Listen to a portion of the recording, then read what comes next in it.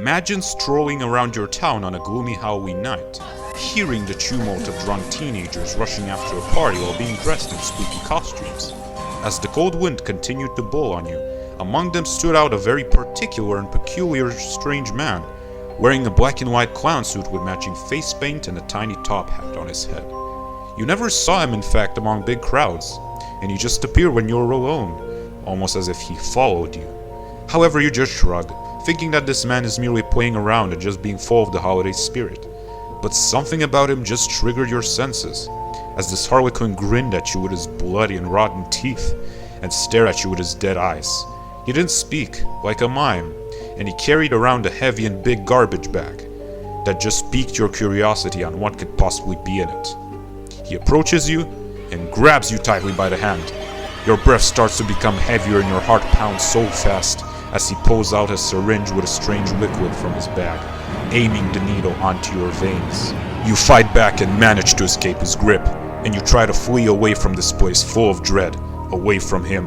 But then in the process, you flinch in fear when you turn around and he appears behind you out of nowhere, a sharp knife in his hand and his whole soon face soaked in crimson blood, leaving you in screams and to face a fate worse than death. A fate that befalls those who encounter Art the Clown on Halloween nights, who appears to be just a friendly and silly jester. However, behind his theatrical attire hides a bloodthirsty psychopath. In the last decade, Art has shaken the horror community and was on his way of becoming the next icon and to share a seat with Freddy Krueger, Jason Voorhees, Michael Myers and certain others. But as he left the audiences with shock, with each time crossing a new line with his despicable acts, he had also left the community with a big question. Who is Art the Clown? In this video, I'm gonna explain what I possibly believe happened to Art the Clown, a theory about his backstory, Easter eggs from the footage in the Terrifier 2 trailer, analysis, and what might actually happen in the future films with Art the Clown. But before I start with this video, I want to warn you.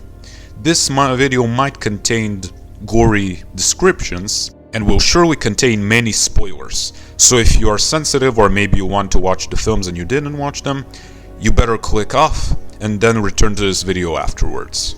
So grab yourself a cup of coffee and some snack, because we're gonna go to a long ride, and we're gonna go very deep.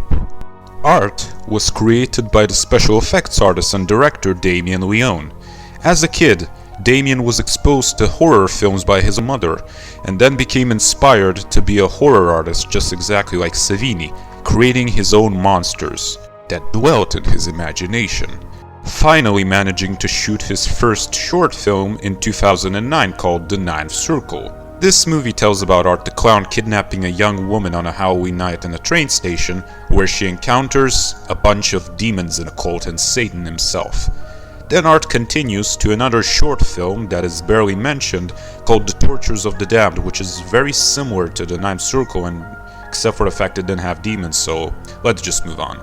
Art makes his next way in a second short film called Terrifier, released in 2011, where Art returned bloodier than before, becoming more inhumane and where he got his first persona as a maniac.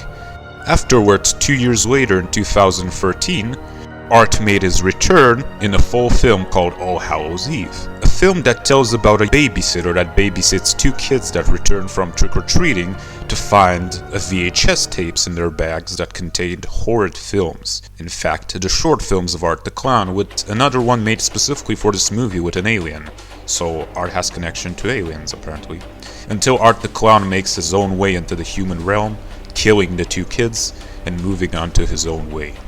Then afterwards, Damien managed to finally raise funds for his final dream magnum opus, Terrifier, released in 2016, a film about Art terrorizing young women on Halloween night and everyone else who stands in his way, eventually leaving a door to a sequel that is promised to come out this year, Terrifier 2.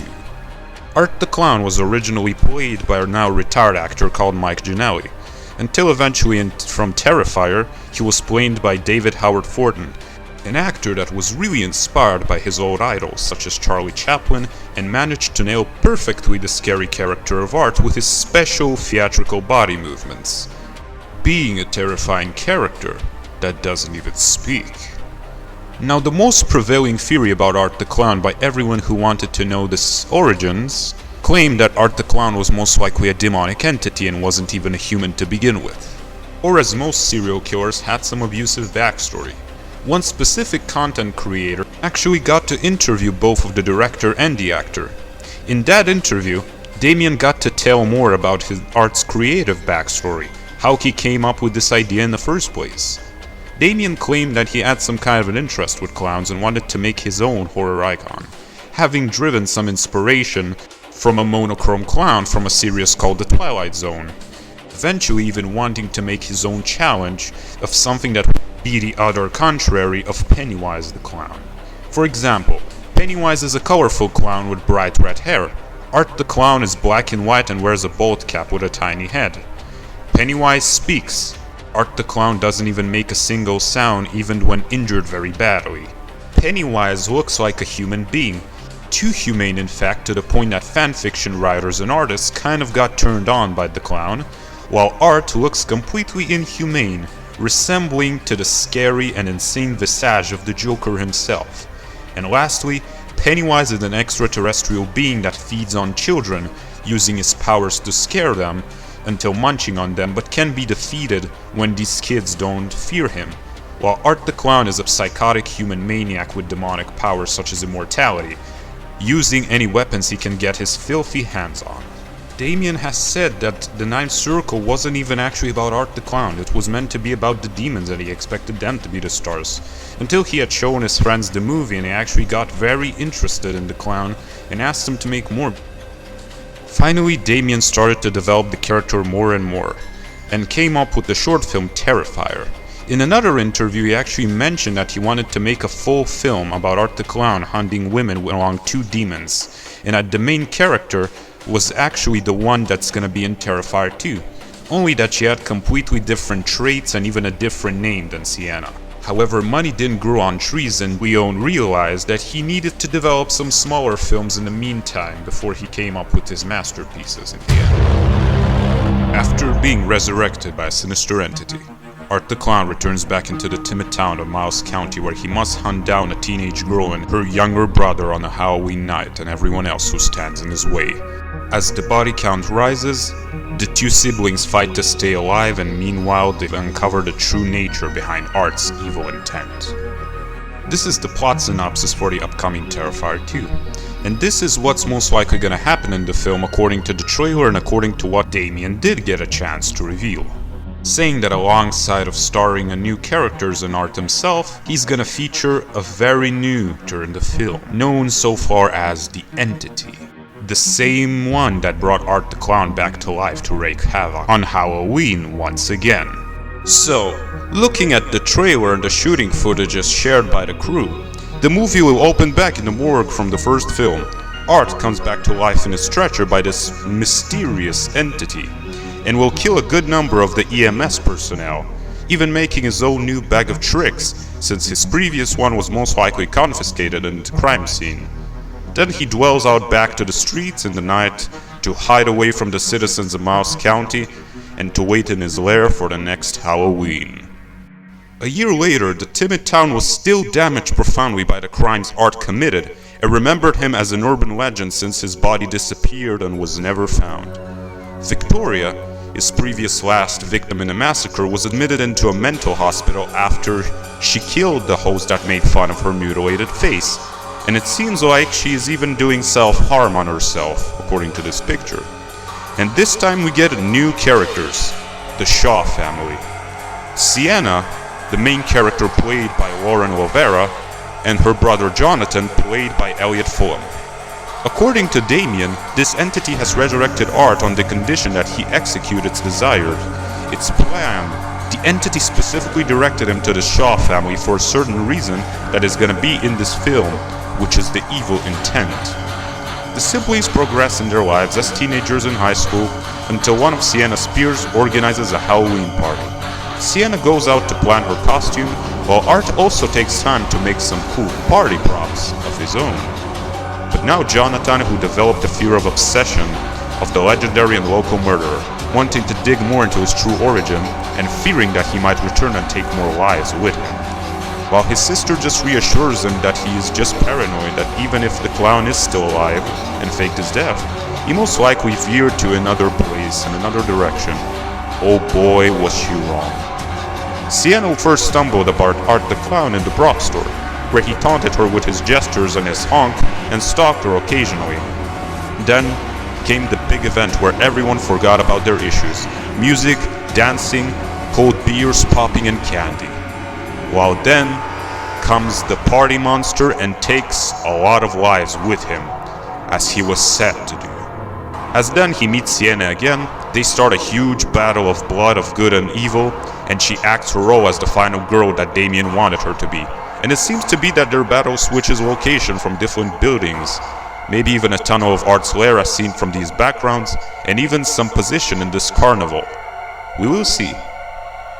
The director and actor both claim that Art's hacksaw kill will be quite tame in comparison to what he will do in the sequel, which may include child murder, the death of the sibling's mother, and perhaps the death of one of the protagonists. Art's intent will be revealed, however not his full backstory, but after a few digging, I came up with my own theories. Now, when we dig into a character's origin, we first have to get in the childhood and the adolescence. These ones don't really stick out when it comes to Art without any actual hints, other than the fact with that scene with the homeless woman that alluded that Art had maternal problems that turned him into a misogynist. However, Damien denied it, claiming that he was just manipulating the woman and played with her before killing her brutally. Therefore, I suppose Art was simply a victim of bullying due to his timidness and strange behavior, and maybe even the shape of his face that looked abnormal. There could have been a drawn inspiration here from other icons, such as Freddy Krueger, who was bullied for his malicious behavior and being the son of 100 maniacs, and Jason Voorhees, who was bullied for being a deformed childhood, along real-life serial killers such as Jeffrey Dahmer, who was also seen as strange because of his tendency of collecting parts of animal cadavers to satisfy his scientific curiosity. And better yet, according to Damien in an interview, Jeffrey Dahmer was one of the serial killers that inspired the creation of Art as a cannibal, along other serial killers such as Ed Gein and Charles Manson. So moving on into his adulthood, Art may have been in personality originally a loner, being obnoxious, and unlike common sociopaths, had a struggle when it came to smooth talk and manipulating other people, and was rather a misanthrope for a long time, slightly mental, neurotic, and narcissistic, and his first occupation was most likely a surgeon, presumably a plastic surgeon. Art's equipment usually consists of a variety of sharp scalpels and syringes, and a profession as a medical worker may point to where he got access to them. However, one day he lost his job, which took a huge toll on his mental health, leaving him with no other choice other than searching for a new métier. Something that involved a physical power, such as a butcher, a handyman, or a typical blue-collar job. His equipment such as butcher cleavers and knife may explain it, and his overall survival skills explain it. For example, Art dwells in abandoned hovels such as an abandoned warehouse. In Terrifier, he got stabbed in his armpit and back and shot himself in the head, which formed a deep hole in his bald cap. Yet he returns in Terrifier 2 with his attire intact, as if nothing had happened to it. This points out Art's ability to sew with a needle and thread. Unless Art has his way of powering a sewing machine despite not having any welfare such as electricity in his lair. Which continues to my second point. Art crafts new weapons with a drill and managed to wash away the blood from his suit. How come he managed to do it not having a working washing machine, along his ability of tying knots in different ways, showing his excellent physical skill? However, Art evidently felt unhappy in his life and dissatisfied, so he joined the cult. As said earlier, Damien had found inspiration while making the character from Charles Manson as well, which where comes the trait of the sect. However, I can't really imagine Art the Clown being a leader of a cult. However, he was perhaps a very skilled acolyte in no time, but eventually didn't feel an exact change and felt as if occult sciences are kind of BS. So he left it and moved on with his life. Now, a small spoiler ahead. I actually got to talk with someone who was in the UK premiere. They didn't remember much of the movie, but they claimed apparently that the sibling's father had died in a drunken car accident, and that apparently he had hallucinations of Art or whatever. And if speaking about the entity, if you look in the end of the trailer when Sienna snaps and grabs away the scourge of knives and scalpels from Art, and he's baffled, you can actually see behind him this weird skeleton thing that looks like some kind of a pentagram, which might actually be the entity, something that is involved with Art's occult's powers. Now, this thing looks pretty Celtic, like foreign, or something even Native American, or even extraterrestrial. Now, maybe after Art has given away all of his dedication, that's when he was in a horrible accident, which made him lose his voice from the trauma. Something that Damien really mentioned is that Art didn't expect to come back from the dead. His life was going downhill until he finally got his final job. A circus clown. He really liked this and to be goofy and play around, and felt as if there was actually something to hold his sanity together, and his welfare. However, quickly this also went downhill and he lost his final job. He was about to be evicted and become homeless. Being without any money, welfare or life, that's where he began to contemplate suicide. But afterwards he came up with the idea to leave a bloody mark with him before he leaves this damn earth, when his narcissism culminated. And then, after the murders, he commits suicide and returns next Halloween after being surprisingly resurrected. And then, Terrifier 2. And even a Terrifier 3 teased by Damien, where he claimed that there will be a perpetual protagonist in Terrifier 2, and will culminate with the gore and Art's origins. However, from there, the short franchise might not continue, because Damien claims that he'll run out of ideas, and there will be enough to know about the character. But maybe there's even gonna be more ideas afterwards. Terrifier 4, Art in Space, or Terrifier 5, Art takes over the world. But there's a long time until then. And we're looking at the present, which our only mission, so to speak, is just to wait until Terrifier 2 next month. What do you think is Art's backstory? What do you think will happen with the character? And are you excited for the upcoming film? Thank you so much for watching. If you like this video and you're new here, please make sure to like and subscribe, leave a comment, and maybe even share with a friend that might like it. I was Jack Drew, and thank you. See you in the next video.